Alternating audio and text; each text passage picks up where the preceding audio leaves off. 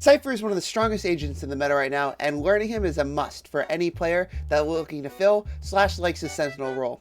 So this video is going to show you a basic guide showing you the 3 main types of setups. That way you can apply it to any map, any mode, and knowing any situation what to do in, as well as a little bit on attacking and how to work in what you should really be doing on Cypher on attack. First, let's go through our maps and which maps should I even play Cypher on. Quickly going through the map pool at the time of recording, you're going to see that there are no bad options for Cypher maps. Breeze, Sunset, and Split are very strong in its strongest maps. Highly recommend. Along with Bind is a really good map for him. But any map you really can play him on, and so I highly recommend learning the character regardless, especially if you like that ratty, lurky playstyle. The first important type of setup you need to know is the anchor setup. A setup like this is designed so that your goal is to never forfeit the entirety of sight. So oftentimes we're going to be throwing trips that are meant to kill, but also meant to control. So we're going to throw one aggressively on the main, second one's for here. I'm going to throw our cages to maintain partial control of this back side here. So I might throw the first cage here, and I might hold on to the other one, might also throw it over here. So we'll see how it goes. But this is what the main type of anchoring setup is going to look like. So you just hold out our cam for information. Pretty clear them probably running into B main, and so what we're going to do is play pretty reactively. So it looks like they are coming out, so we're going to actually pop our cage here, swing off of it. We're going to be able to kill one, right? And so we can reposition here. We know that they're coming out, and if I need to cage up for more time, we can. And if someone's rushing my stairs, I can make sure to kill that. And the whole time, I'm going to be able to maintain control here.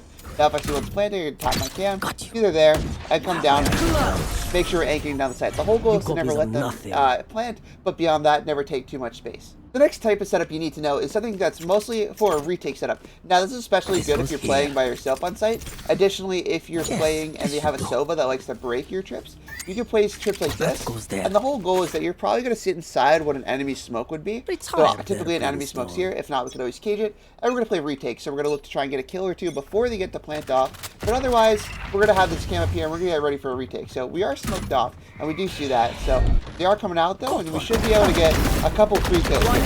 So great, we did get those kills, now we can back up, play retake if we need to.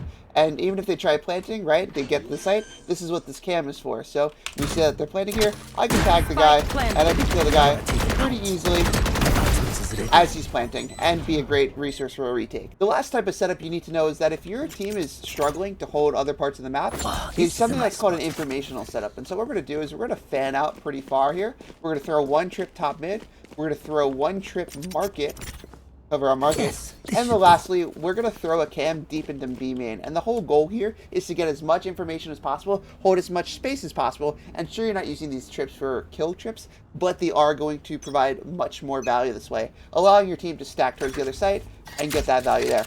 So we can throw a cam very early deep into B, and if they're not really taking B, we're going to be able to act off of that. Now, we're going to see here that we do have this information here, but our other trips going top, mid, and main are going off, and so we'll know when they're here and off, and so, the last one was top mid, we know he broke the trip, and so our teammates can act accordingly. That's pretty much your 3 main types of setups. I just want to add in here, which one do I use? Basically, if your enemies are taking your site very aggressively, you want that anchor setup, of course. You want to be able to stop them in their tracks, especially if you have a teammate there to help you. It's important for an anchor. If your teammates are spanned out throughout the rest of the map, especially some other maps where you need more mid control or you need more of the other site control, you're going to probably play a retake setup. That way you're good for some impact, and you're going to have a numbers advantage before going into a retake. Finally, if you are seeing that your enemies play really slow, they like to play ratty, they like to not really, show all their cards right away, using that informational setup is going to be more value most of the time because it allows your teammates to have that level of security that no one's walking up behind them, that no one's sneaking on them, while they can make their own plays on other parts of the map. Cool. On attack, lurking is the key to Cypher. If you're going with your team as 5, you're probably not getting as much value. The one thing you need to do is that, let's say my team's going A, and we're going to lurk towards mid. You don't really need to trip for them A, but rather you might want to trip for yourself B, because you're covering their flank, and this is to cover your flank. So we're going to have this cam nice and early for a team here to show our presence and get value out of that. But what we're really going to want to do is we're going to get a lurk up into their spawn and cut off their rotations. That way we're going to have a nice, easy pick and allow our team to rotate back to their side. So looks like we don't see anything. A lot of the time, it's about patience. So, our team is making presence, but they're not committing. So you don't want to have to go right away, but you can go a little staggered. If you're playing very slow, you might break the rotations, and that's the whole goal here. So if we didn't see anyone crossing over as we're looking across, I might say, hey, I'm in a lurked up position now. My teammates, let's go run back to B. That way, they're going to think that we're, going to B, and they're going to try and rotate over. Now I'm in an off angle, great for these positions, which are going to get me nice and easy kills. I am Prometheus. After getting one, most situations going to be in a still 4-5 situation. You want to make sure you're playing your life, and that way you're keeping that numbers advantage. Very crucial. If you found this helpful, like, subscribe, and stay tuned for more guides. So otherwise, have a wonderful day, and take care. Bye-bye.